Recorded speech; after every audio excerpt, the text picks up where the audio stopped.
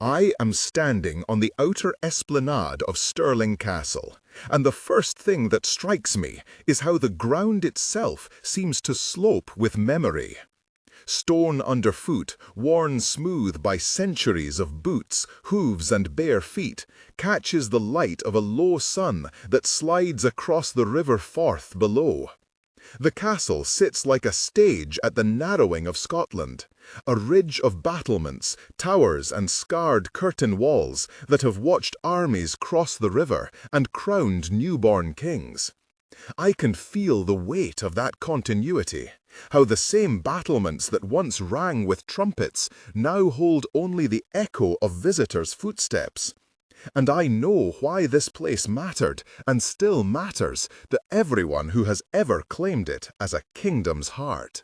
If you love castles, history, or the particular hush of rooms that have seen intimacies and statecraft, stay with me for the tour. If you enjoy this kind of journey, please subscribe, like, and turn on notifications so we can keep exploring places like this together. We enter through the main gate, and the first sensory impression is cold and dry stone, the smell of damp mortar, and the metallic snap of a modern gate closing behind us. Our guide, Ross, falls into step beside me, his voice calm and exact. This approach, he says, is largely medieval, though much of what you see above us is later work. Look at the harling on the outer wall. Harling, if you're unfamiliar with the term, is the rough-cast lime render that throws rain off the stonework. It gives the castle its pale, weatherproof skin. Ross points to a narrow slit in the wall that once served as both lookout and throat for arrows. You can imagine a sentry there, leaning out against the wind, watching the river like a man who knows the meaning of every ripple. We cross the courtyard, and the scale changes. Up close, the castle shows its layers. Medieval curtain, later 16th century palace facades, Victorian repair. The courtyard is a palimpsest. Each stone tells a chapter. Ross pauses at a threshold and lowers his voice with something like reverence. This is where the court would assemble after procession, he says. When Mary was here, they would have trooped from chapel to hall. It would have been noisy, crowded, and spectacular. I picture the same stone, crowded with bright cloths, banners, and people speaking in the crush of a royal household. Even imagining it tightens my chest. The Great Hall is the first space that truly swallows me. You step inside, and the ceiling vaults away in great beams. The room's proportion is theatrical, built to make courtiers feel small and kings loom large. Sun moves through the tall, narrow windows and strips the flags into bands of color across the stone floor. There is a recreated collection of banners and a long table that suggests the sweep of a banquet. Ross explains the hall's function with precise dates. Much of the palace that gives this place its Renaissance character dates to James V in the early 16th century, but the Great Hall itself is an evolution of royal hospitality across centuries. At the far end of the hall, suspended like a ship in mid-air, is a display that asks you to remember royal theater. It is said that at feasts, the impression of a ship, complete with carved figures and sometimes even accommodated with small cannon as stunts, was used to astonish guests. A maritime allegory that celebrated seafaring prowess and royal reach.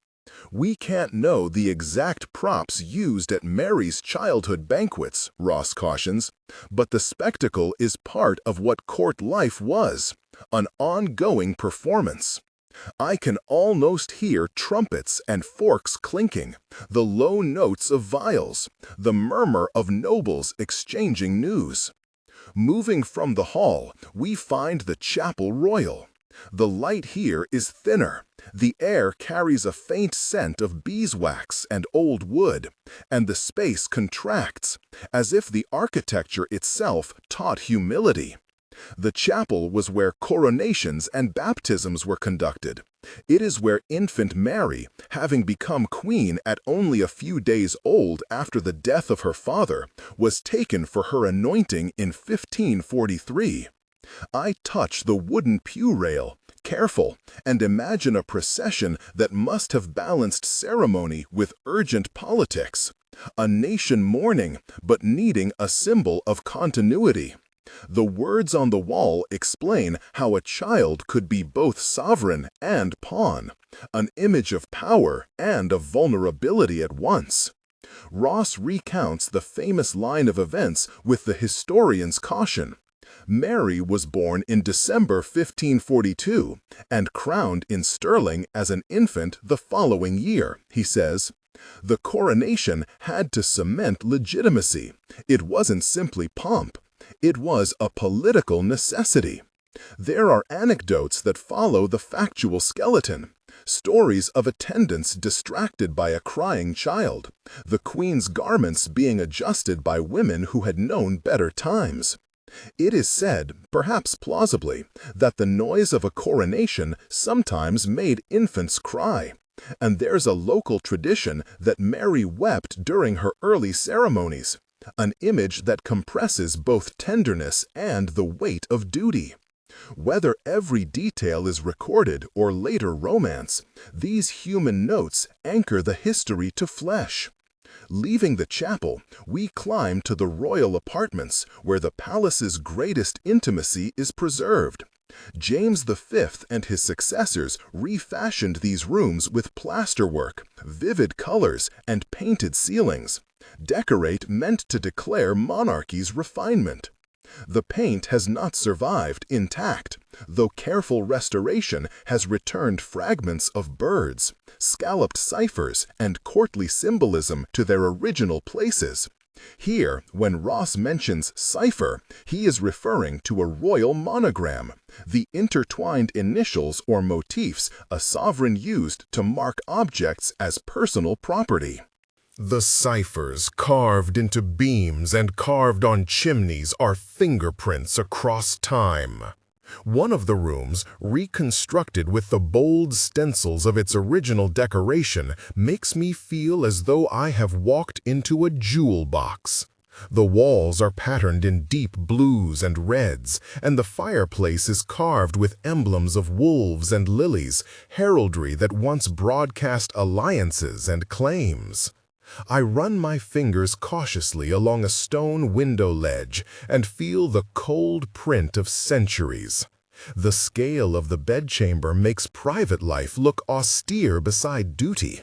Even here, the need to present monarchy to the world hung like tapestry.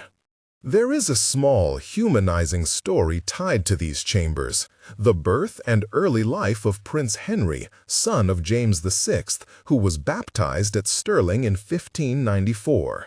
Ross describes the ceremony, a courtly pageant, a procession, and the smell of sweet spices burned to mask late 16th century Scottish air. Baptism was as much about public image as faith, he says. The child would be displayed as the hope of dynasty, and the care taken in the ceremony shows how a single birth could realign politics and expectations. Imagining the infant on a pillow beneath a canopy, I notice how fragile dynastic hopes always mapped onto real children who would later grow into the heavy roles their childhood pageantry predicted. We pass through a narrower corridor to enter the prince's tower and the schoolroom. The room is compact, cuffed by small windows that look over the river. In contrast to the grandeur of the hall, the schoolroom feels intimate, a place of learning and control. Here, the education of royalty was practical and political. Languages, rhetoric, horsemanship, and the rudiments of statecraft. The small wooden desks show not only a pedagogy, but the daily rhythm of a prince's life, less about games and more about preparing to hold authority. It's also in these quieter corners that human marks appear. On one stone lintel near the stairwell is graffiti that has been the subject of careful debate. Initials, rough names, and a carving that some historians suggest may have been made by a young royal hands, possibly James VI. Ross shows me the letters with the kind of scholarly excitement one usually reserves for new finds. We can't be certain, he says, but this kind of graffiti offers a humanizing touch. Someone bored on a wet afternoon left their name in stone. Call it petulant scrawl or a child's attempt at immortality, but it draws the centuries into a single line. As we move toward the West End, past practice gun emplacements and the artillery platforms that speak of the castle's later military role, the tone shifts. Here are the scars of siegecraft, embrasures cut into the curtain for cannon, buttresses added to resist shock, and the flattened ground where artillery once stood. Stirling was besieged at different moments. Edward I's campaigns in the early 14th century, the multi-year power struggles that raked Scotland through the Wars of Independence, and later sieges that reflected the Gunpowder Age. I ask Ross about the transition from royal palace to military stronghold.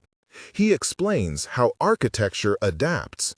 Royal comfort gives way to defensive necessity when the threat becomes existential.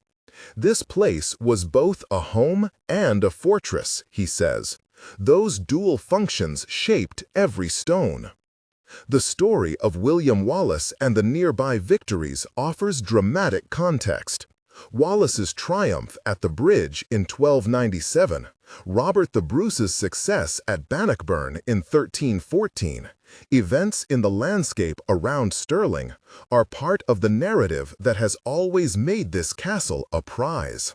For centuries, the river crossing made control of Stirling strategically essential. Whoever held it could control movement across central Scotland. Ross underscores the human cost without falling into gore. The sieges lasted weeks or months. Towns were displaced, and the castle's function as refuge for the court and crown had direct consequences for the civilians who sought shelter. Climbing to the battlements, I stand where cannon once pointed outward. The view takes the breath away. The river Forth like a silver vein, fields spreading to horizons, and the town of Stirling clustered near the foot of the ridge. Up here, silence is thicker. Wind, a gull's cry, and the faint hum of distant traffic on modern roads below. It's hard to reconcile the quiet with the roaring of muskets and shouted orders that must at one time have filled this same wind. Standing at the parapet, I press my palm to the rough stone and think of all the hands that have held this same place. Back in the palace rooms, the narrative returns to Mary, Queen of Scots. Her life has often been told as a tragic arc. Queen in infancy, betrothed to European princes, sent to France as a child, returning to a Scotland that would not be simple for her to rule. In Stirling, the artifacts and spaces concentrate the contradictions. A place where a child could be made into queen by ceremony, yet remain subject to factions and foreign pressures. Ross guides me to a narrow door and lowers his voice. This door, he says, is one of those small personal thresholds. Tradition says Mary passed through doors like this as she moved between bedchamber and private rooms. You can stand where she stood. The moment becomes the emotional core of my visit. I place my hand on the worn iron ring, and for a second, the weight of centuries is a tactile thing. It is cliché to say that a hand connects you to history, but in this case, it is literally true. The same metal has been grasped by royals and servants alike. I imagine Mary as a child, crowned and yet still a child, making quick, secret gestures that build a personality away from ceremony. I imagine her laughter, her tears, perhaps a frightened adjustment of a gown. I am aware of the theatrality of these imaginings, of how we fill the gaps history leaves with stories that make sense of human loneliness and duty. Ross reminds me gently of sources versus conjecture, of what is recorded and what is reconstructed. We can say she was crowned as an infant here in 1543, he says, and that the household routines and material culture shaped her childhood. How she felt, we may never know, but the spaces speak to those possibilities. There is an anecdote attached to the coronation that circulates in the visitor literature, that Mary, overwhelmed and young, may have cried during the ceremony. It is telling for how it reframes power, public pageantry meeting private need, and that's why such stories persist. They allow us to humanize historical figures without confusing evidence and imagination. My own reaction at that door is immediate and private, an odd tightening in my throat, a sudden kinship with a woman who lived 5 centuries ago, and yet whose life was threaded with moments that must have felt mundane, even as they were momentous. We continue through the palace, passing rooms where remnants of painted plaster survive like islands of color. One frieze, a decorative horizontal band, still carries a faded procession of figures, horses, and grotesques. If you don't use the term frieze often, it's a decorative band of sculpture or painting running along a wall, often narrative in purpose. Here it links wall to imagination, telling stories in its stretch. The artistry is bold, pigments ground from minerals, pigments that have been smoothed and bleached by sunlight and human breath. Restoration over the 20th century aimed to uncover and stabilize this paintwork, work largely carried out by state conservators and Historic Scotland teams in phases through the 1930s and again with detailed conservation during the 1990s. Conservation itself is a continuing act of interpretation. Ross explains how decisions are made, how much to restore, what to leave as ruin, how to balance visitor access with preservation. Sometimes the best choice is restraint, he says, to let the stone be honest. I appreciate the modesty of that approach, because part of stewardship is admitting that we cannot retrieve a perfect past. We can only preserve what remains and present it with humility. As the tour slows toward the late afternoon, the air in the palace seems to change, thinning into a rarer quality, where the light through tall mullioned windows softens the painted ceilings and the ciphers, like fingerprints, seem to glow faintly. I find myself thinking of the castle as stage, recurring image here, where monarchs played their parts to a public audience, and where private life sometimes withdrew to small doors, inner courts, and chambers. That theatrical metaphor returns in the palace's celebration pieces, painted ceilings that declare a king's cultivated taste, tableware used to stage power, and rooms whose very proportions dictated ceremony. There is a moment of discovery that takes my breath. Ross leads me to a small ledge where, just beneath eye level, a crude set of letters is cut into the stone. A visiting conservator might call it graffiti.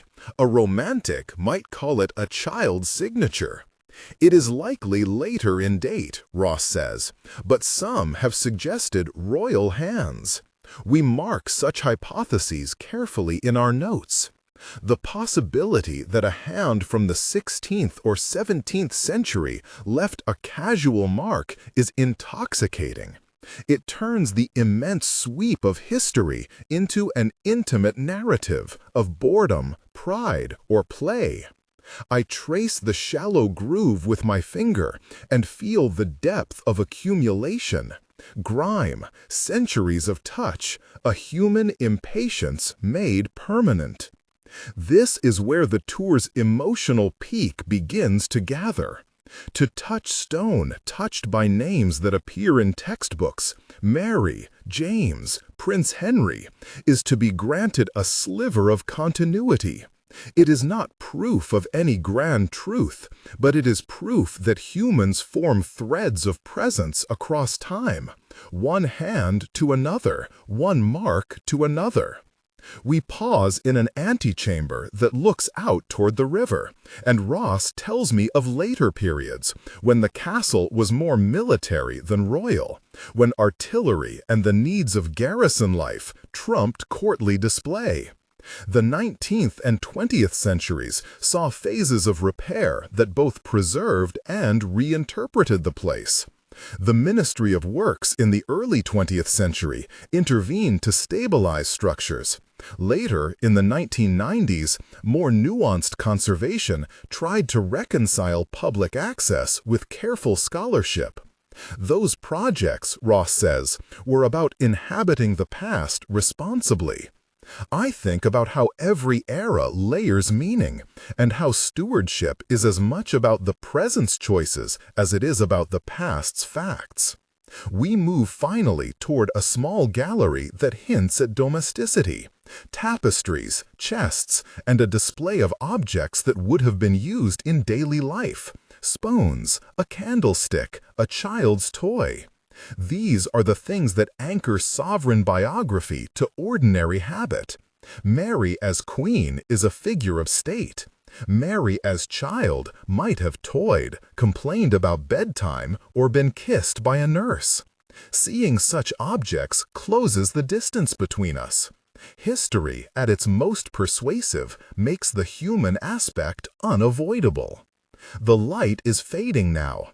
As I prepare to leave the palace rooms and retrace our steps across the courtyard, I feel the castle shape around me. Fortress, palace, prison, museum, each identity folded into the architecture like layers on an old manuscript. I find myself reluctant to pass beyond that door, to let the moment slip into the stream of other visitors. Before we go, Ross asks whether I want to see one more thing: a small carved panel that may have been part of a piece of furniture in the royal household. It bears a cipher and a crude carving of a bird. Not glamorous, he admits, smiling, but personal. I press my palm to the panel. The bird is simple, almost childlike. For a second, the castle is not an abstract monument, but a tacit agreement across centuries. People leave marks, someone preserves them, and someone else finds them, and, in turn, cares. The chain seems impossibly fragile and stubbornly resilient at once. Outside, the view of the river is bluer than before, and the town below is beginning to glow with windows. My last act before stepping down the slope is to turn and look back up at the castle as the sun slips. The stones deepen, shadows pool like ink, and the silhouette of the towers catches the last light. I think of Mary, crowned, traveling, exiled, remembered, and the way a single place can hold so many lives. If this visit stirred your curiosity and you'd like to keep walking through history with me, please subscribe, give this a like, and tell us in the comments which room captured your imagination. I cross the slope with the weight of the day's details still in my limbs. Images, textures, names. The town below smells of bread and coal smoke. A late bell from the parish marks the hour. Lanterns flare in windows, and between houses, men move with the purposeful slowness of people who have finished work and now permit themselves to be led by the evening. I walk without a plan, letting the river's pull choose the street. It is a smaller town than some I have known, streets that curve rather than march, shops that keep late hours out of habit more than profit. A fisherman sharpens a knife on a stone by the quay. Two children chase a dog whose tail is a matrone of joy. The river is nearly black beneath the locks of light. Boats lie at their moorings like sleeping animals, and their names, Painted Lady, Hopewell, and an undecorated barge marked only in flaking white, seem to belong to different centuries. From across the water, the castle sits like a thought you cannot finish. Outline in the dark, windows freckled with warmth. I think of the bird carved into the panel, and the shallow groove of a name cut where some impatient hand once passed. There is a humility in the smallness, that a child's toy, a spoon, a mark in soft stone can hold up to the grandeur of banners and crown jewels. For every gilt plate displayed in a glass case, there are 100 ordinary lives whose traces do not fit neatly into a room labeled domestic history.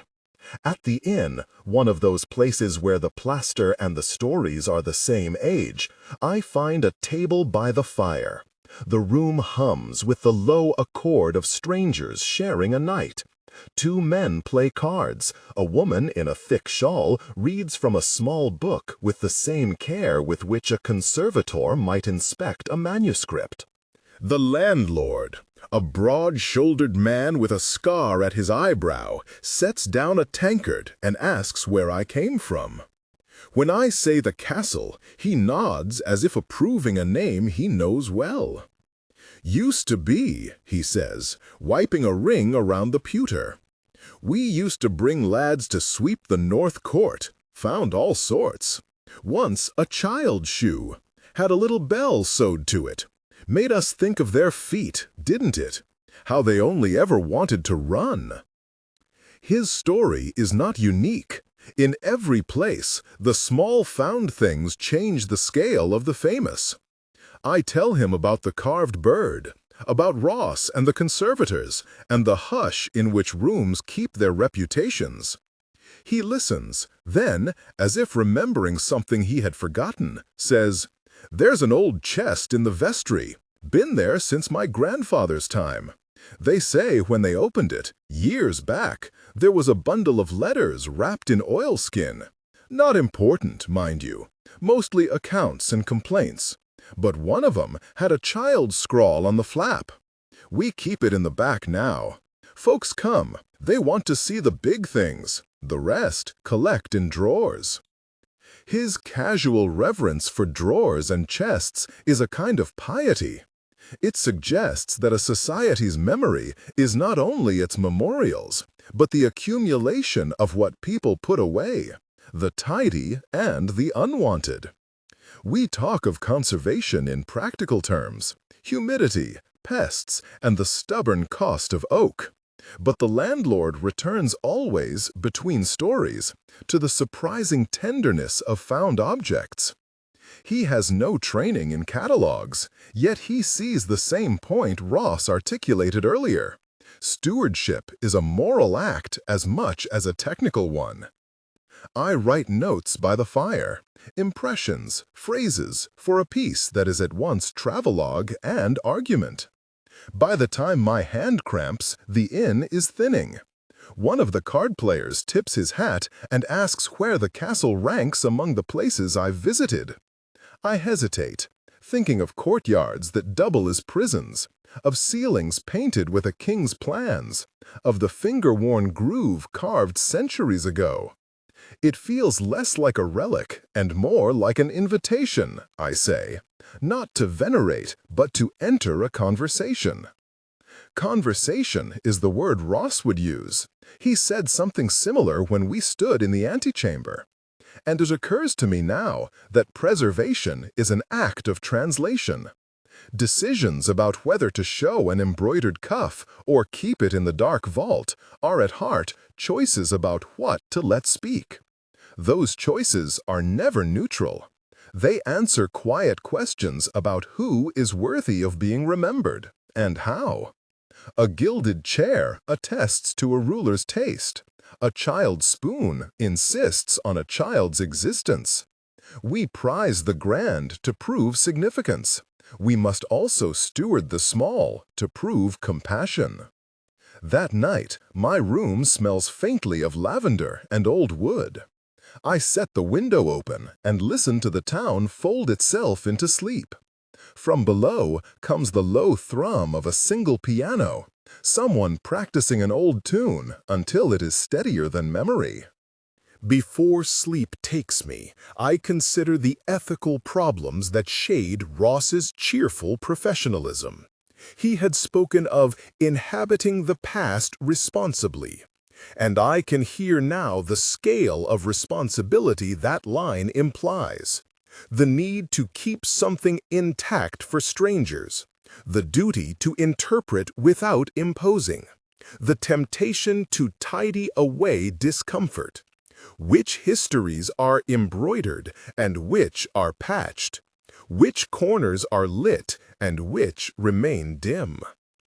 Morning arrives with a light that seems to clear the lungs.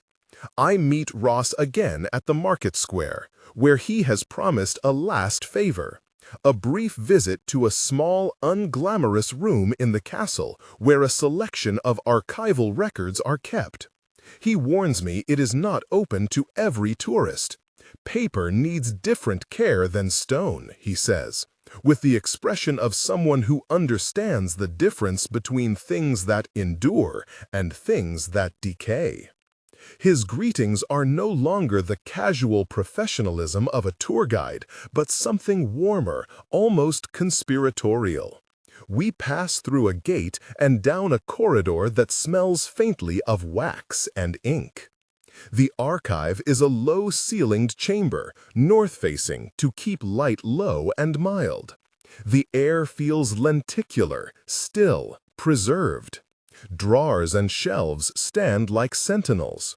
Ross produces gloves and a slip of paper authorizing the reading. He tells me, almost under his breath, that sometimes the most instructive records are not the grand proclamations, but the inventory notes, lists of linens, accounts for bread, payments to a nurse.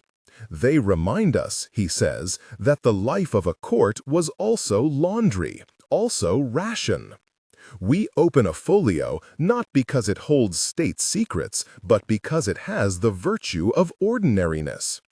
A steward's account lists knives and pewter plates in the Queen's chamber, an entry that names a certain silver spoon with a dented bowl. The handwriting is cramped and patient, a series of obligations made visible. Each line is a tiny architecture of care and neglect. Stolen sugar, mended hose, wine delivered. It is not the history of crowns, but the history of sustenance. How much bread, how many candles, whose shoes were resold.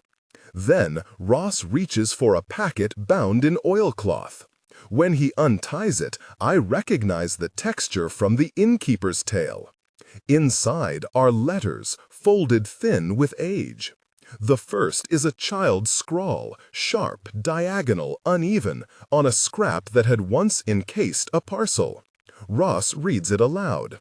A note to a nursemaid, half request, half complaint, about a broken toy. The triviality of the complaint is its eloquence. It demands no policy change, no statute. It asks only to be heard.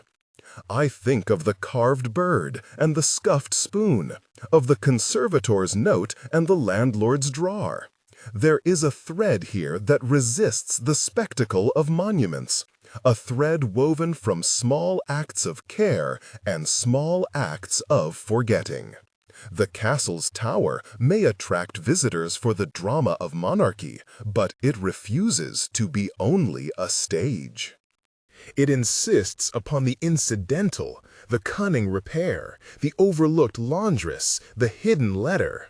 Those things complicate the narrative of greatness and remind us that history is collective, not because of a single actor, but because of countless lives brushed across the same surfaces.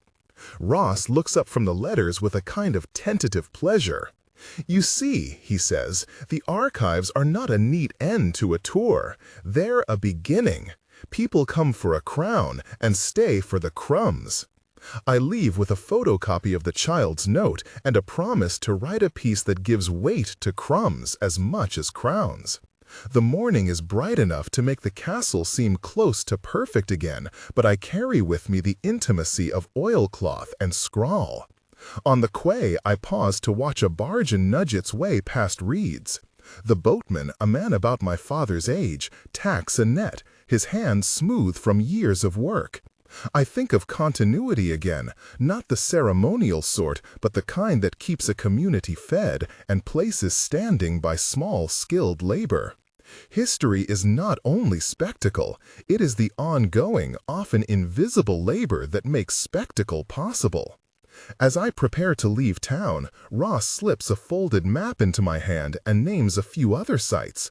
A chapel with medieval glass, a neglected cottage where some correspondence suggests a servant once lived, a stretch of riverbank where a market used to gather. They aren't on the big brochure, he says, if you have time. I have time, and time is a kind of resource I have come to spend thoughtfully.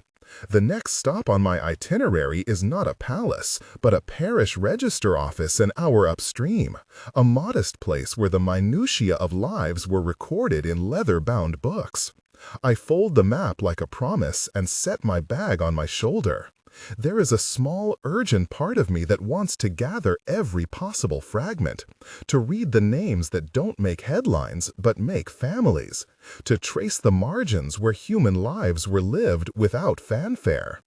As I walk away from the castle one more time, the silhouette of its towers recedes into the bright air. The town wakes in a different way now, the baker's door open, a boy sweeping the steps. Each movement a reminder that history is not an inert archive, but a river of acts. My train departs from the little station beyond the bridge. Steam from the engine curls like a thought. I think of Ross standing in his doorway as I pass, a figure in the tapestry of the place. We had been companionable for a day, strangers aligned by curiosity and duty. He had led me through rooms that stage power and rooms that shelter life, and somewhere between those rooms he had taught me to listen.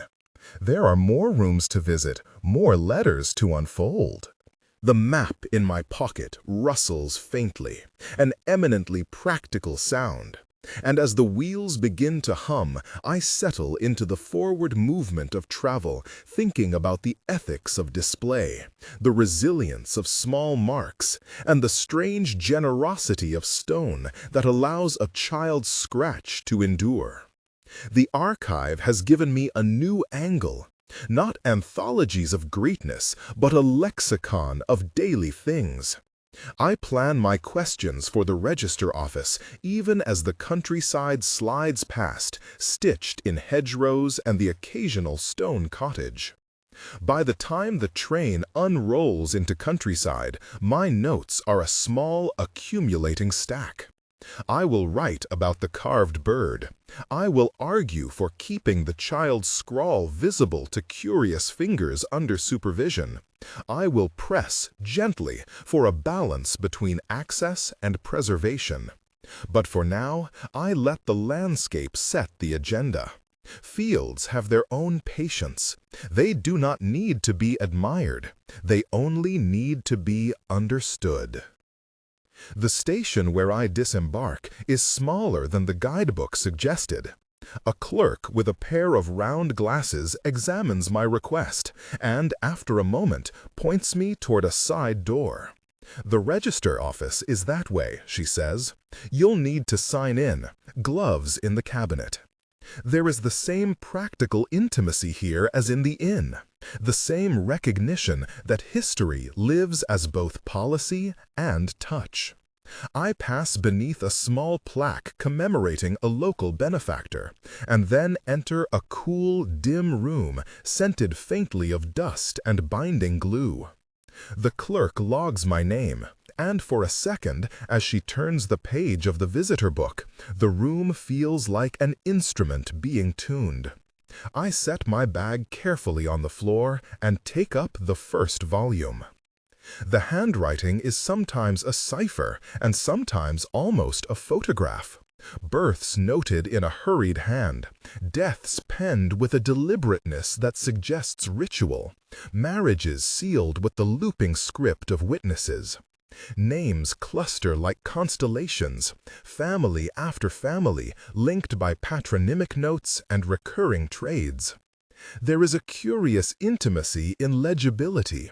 When a clerk writes a child's name with certainty, the child is, for a moment on the page, indisputably real. One of the entries, dated to the same century as the carving I touched, gives a faintly scandalous detail, a notation about a servant bound out to a neighboring house for apprenticeship, followed by an admonition about the apprentice's wages. It is not dramatic in a heroic way, but it reveals how the household's care extended beyond the walls, how labor was negotiated in ways that left traces on both the ledger and a young life. I copy the lines carefully. The clerk does not ask why.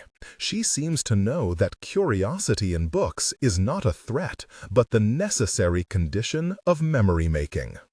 Outside, the afternoon sun has warmed everything. When I push the door open to leave, the light tastes like the gilding in the palace rooms, bright and a little exposed. There is a stubborn, almost comic desire in me to reconcile every grand gesture with its practical roots, the royal procession with the laundress who packed the king's clean garments, the silver service with the lad who polished it until his hands were tender. It may be an indulgent pursuit, but it is also a corrective. Grandeur without origin is only illusion.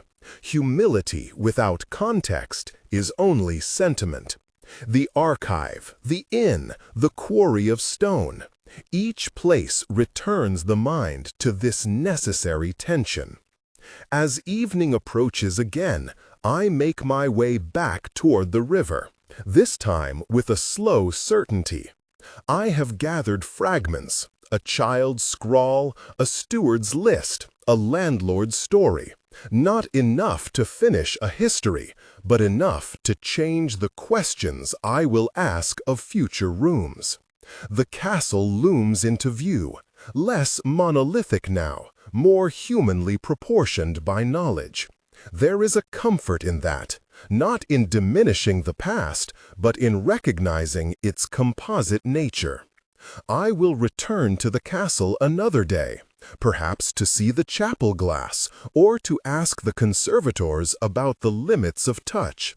There are practicalities to negotiate, permissions, light levels, the patience of those who care for objects. But there is also an ethical horizon.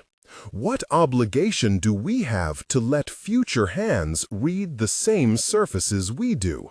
What responsibility do we bear to balance the hunger for contact with the duty to preserve?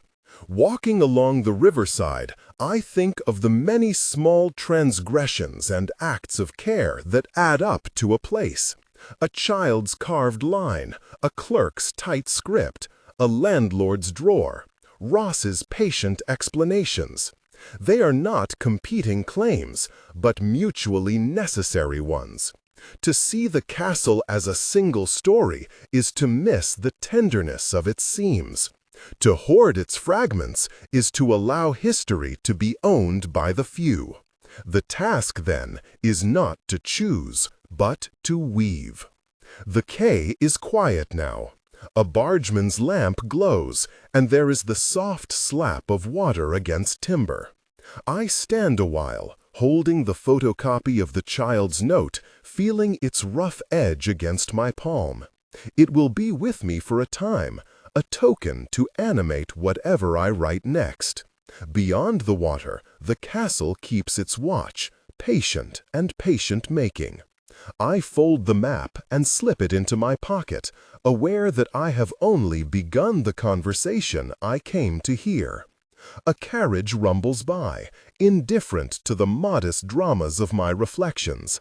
I step toward the bridge, and for a moment let the town and the castle and the river all resolve into one continuous surface. In the days to come, I will read more, argue more, and perhaps ask for the carved bird to be examined with new light. For now I walk, feeling the draft from the water on my face, and carrying with me a sense of responsibility sharpened by small things. The world of great rooms and small drawers is not a binary. It is a spectrum of attention. I intend to listen across it.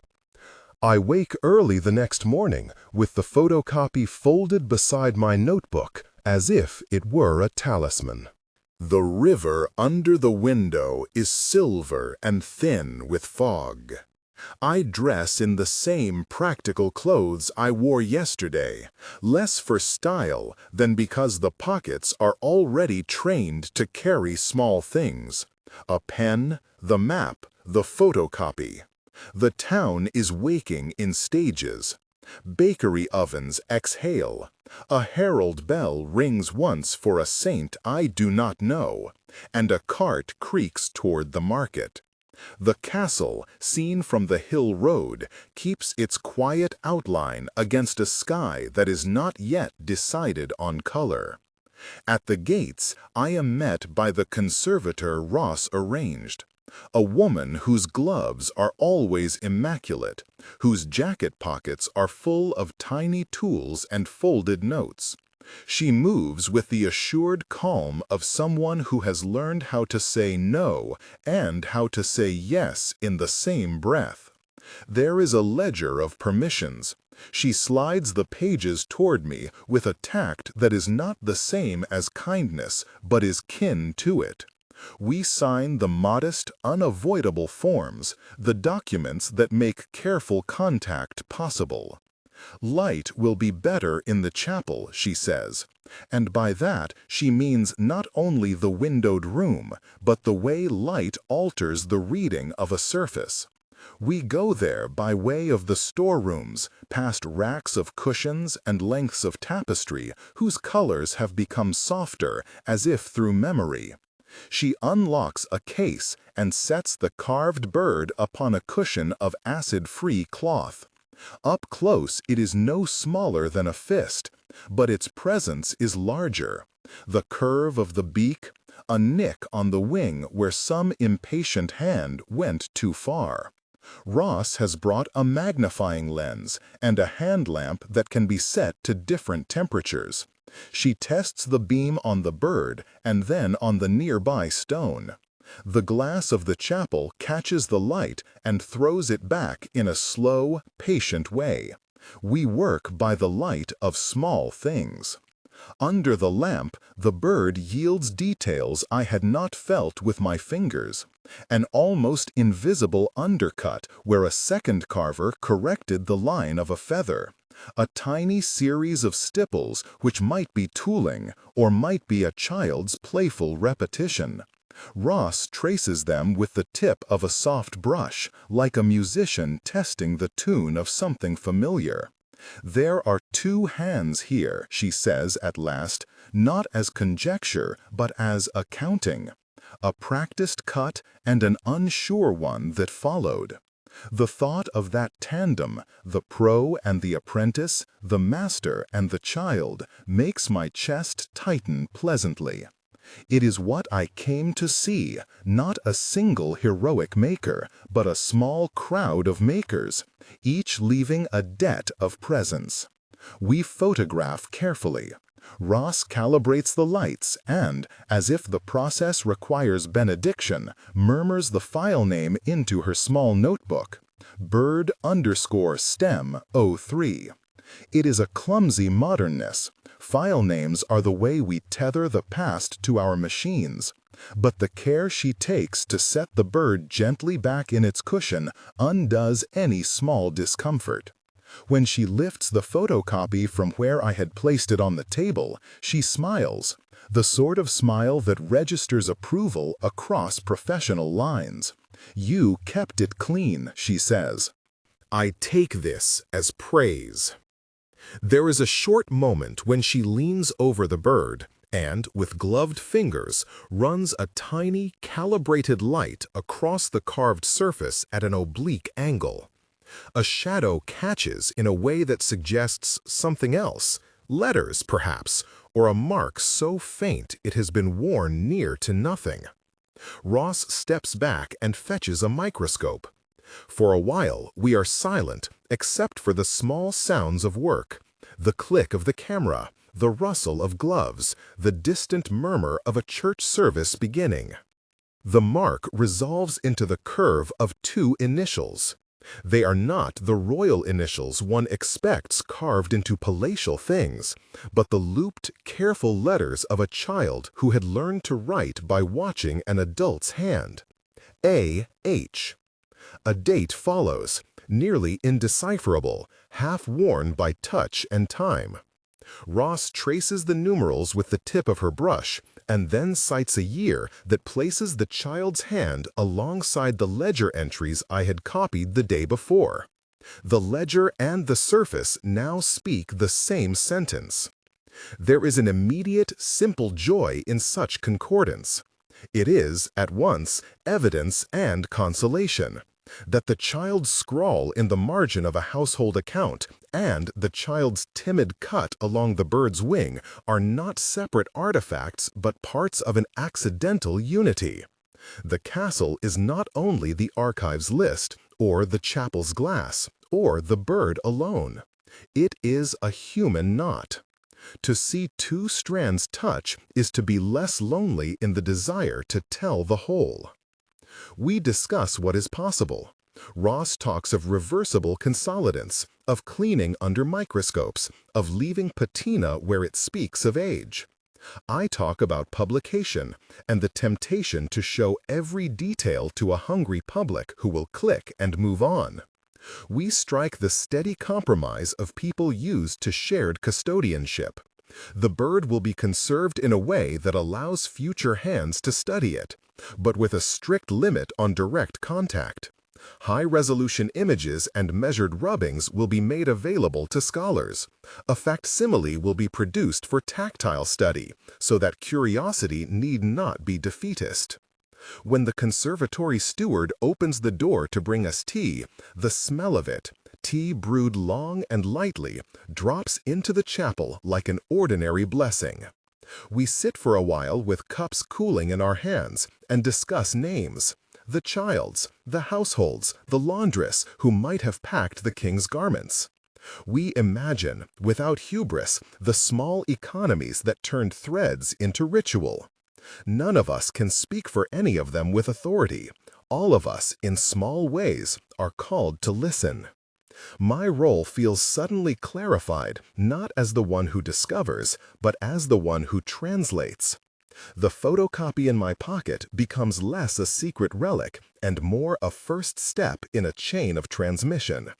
I will write, not to fix the castle into a single story, but to describe the seam stitching that makes it whole. This é a conclusão.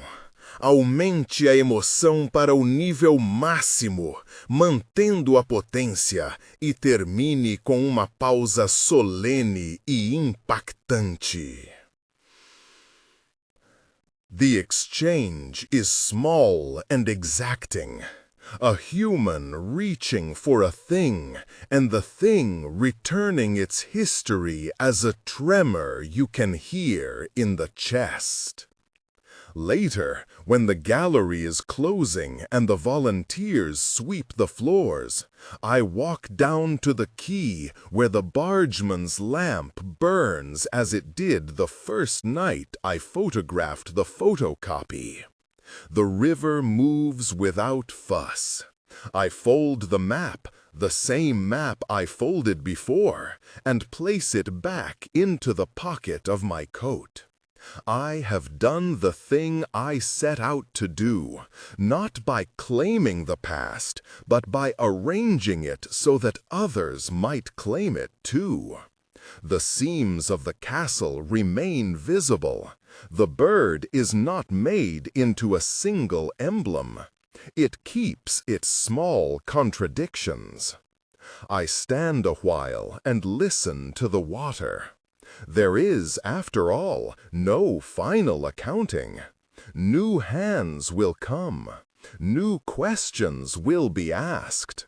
The work of attention is endless and exacting, like the best forms of mercy. I think of the clerk's neat script, the laundress's quiet labor, Ross's patient no, and her capacious yes. I think of the child who scored an initial into wood and thereby taught 2 centuries how to pair with one another. When I leave, the town and the castle and the river fold into the same continuous surface again. But the continuity is different now. Not seamless, not masking the joins, but generous enough to hold many names.